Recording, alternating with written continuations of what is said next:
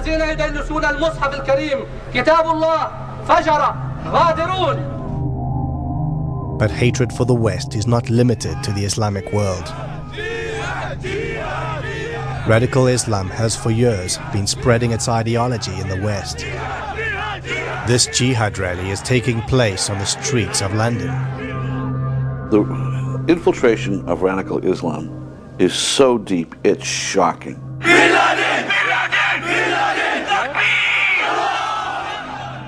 And everyone's in denial about it. The minute you say, oh, this is an extremist group, you know, all of a sudden it's, oh, you're not being politically correct. You have al-Muhajirun, who's an open-fledged terrorist entity, speaking out on the streets, calling for Muslims to jihad against Britain. UK, you will pay! UK, you will pay! Bomb USA! Bomb USA! Bomb UK! Bomb UK! UK, you will pay! UK, you will pay!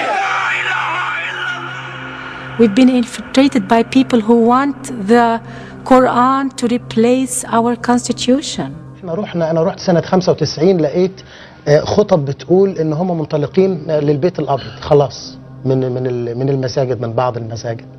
يعني ايه منطلقين للبيت الابيض؟ يعني كان واحد بيقول في خطبته ان احنا ذاهبون دلوقتي الى البيت الابيض علشان ان شاء الله ينتصر الاسلام ويتحول البيت الابيض الى البيت المسلم. يعني هيروحوا يحتلوا البيت الابيض يعني ولا؟ لا، بسواد الاسلام وافكاره سوف يتغير البيت الابيض. Hamas has the largest infrastructure of all terrorist organizations on American soil today. They are not trying to be part of the American way of life. They are not trying to be part of our culture. They are here with an agenda to make Islam the law of the land. Just to show where our loyalty belongs to. You see this flag here? It's going to go on the floor. And to us, our loyalty does not belong to this flag. Our loyalty belongs to Allah subhanahu wa ta'ala. Takbir! Allahu Akbar! Allahu Akbar! Of course, not all Muslims are like that.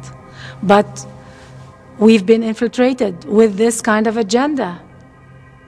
And America has to wake up because we are strangling ourselves with our political correctness. There is tremendous deception in terms of saying one thing publicly and another thing privately. Yasser Arafat obviously was the master of this dual agenda in terms of openly supporting pluralism or nonviolence or condemning terrorism. I condemn completely these terrorist activities. And then secretly or behind closed doors supporting it.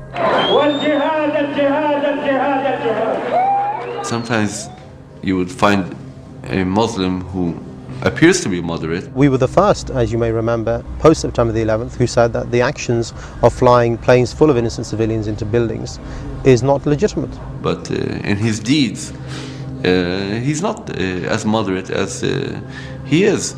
We are here to talk about the Magnificent 19.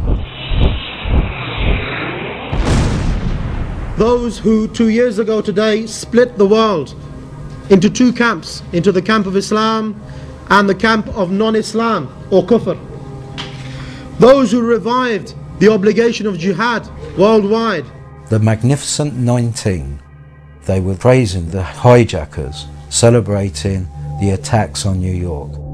The deception is so high and so successful that I'm afraid we're losing the battle. In order to expose British terror groups like Al-Muhajirun and supporters of Sharia, Glenn Genvey collaborated with Jonathan Galt and acquired recordings of the group's meetings held in London mosques. The tapes reveal open incitement to violence and terror, in particular from Abu Hamza al-Masri, who calls upon followers to kill the kuffar or non-Muslims. What makes Allah happy? Allah is happy when a kafir is killed. Abu Hamza, in one of the clips, is talking about the word kufar, that if you are not a Muslim and you live in a Muslim land, you are like a cow. That's his word. You see the Islamic rule, if a kafir goes into a Muslim country and he's walking by, he's like a cow going, anybody could take him. That is the Islamic rule, and this is the opinion of the fuqaha. It's not my opinion. If you read the books of jihad, you'll see. You can take him to market, you can sell him, Kafir is walking by. He went inside. You catch him. What are you doing here? Then he's a boot. You can sell him the market. You can kill him. If Muslims cannot take them to the and sell them in the market, then you just kill them. It's okay.